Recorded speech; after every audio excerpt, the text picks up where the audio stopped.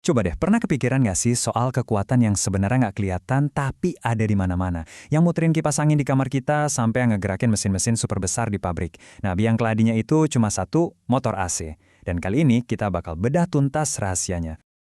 Oke, langsung aja ke pertanyaan utamanya. Kenapa ya listrik yang kita pakai buat ngecharge HP di rumah itu kok rasanya beda sama tenaga super besar yang dipakai di pabrik-pabrik? Nah, ini dia nih inti dari semua yang mau kita bahas. Kunci jawabannya ada di sini, arus bolak-balik atau yang biasa kita sebut AC. Gampangnya bayangin aja listrik itu kayak aliran air yang arahnya maju mundur terus. Cepat banget. Nah, denyutan bolak-balik inilah yang ngasih tenaga ke semua barang elektronik, dari lampu kamar sampai mesin industri paling gede sekalipun. Oke, kita mulai dari yang paling dekat sama kita ya, rumah. Disinilah kita ketemu sama jenis listrik yang pertama, namanya listrik satu fasa. Inilah sumber tenaga buat semua aktivitas kita sehari-hari. Motor satu fasa ini bisa dibilang dia jagonya buat kerjaan enteng-enteng. Emang dirancangnya buat kebutuhan daya yang nggak gede-gede amat. Cocok banget buat muterin kipas angin biar adem, atau nyalain pompa air kecil di rumah. Simple, efisien, ya pas banget lah buat kebutuhan rumahan. Sekarang kita geser dari rumah ke lingkungan yang lebih serius, yaitu dunia industri. Disinilah arenanya para kelas berat, listrik tiga fasa.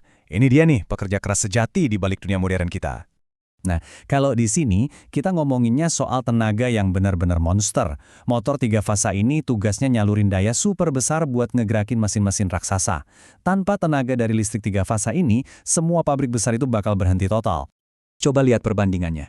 Di satu sisi, ada listrik rumahan yang akrab banget sama kita. Di sisi lain, ada kekuatan raksasa yang dibutuhin buat jalanin industri. Beda banget kan skalanya? Kelihatan jelas mana yang buat santai, mana yang buat kerja keras. Jadi intinya tuh sebetulnya simpel banget. Perbedaan paling dasarnya ya ini. Satu fasa itu buat kebutuhan daya kecil, sedangkan tiga fasa itu buat kebutuhan daya yang super besar. Itu aja kuncinya. Oke, kita udah tahu apa bedanya. Sekarang, yuk kita cari tahu kenapa bisa beda. Kita intip sedikit angka-angka di balik kekuatan listrik ini. Beda yang paling pertama itu ada di tegangan. Listrik satu fasa di rumah kita itu kan biasanya jalan di 220 volt.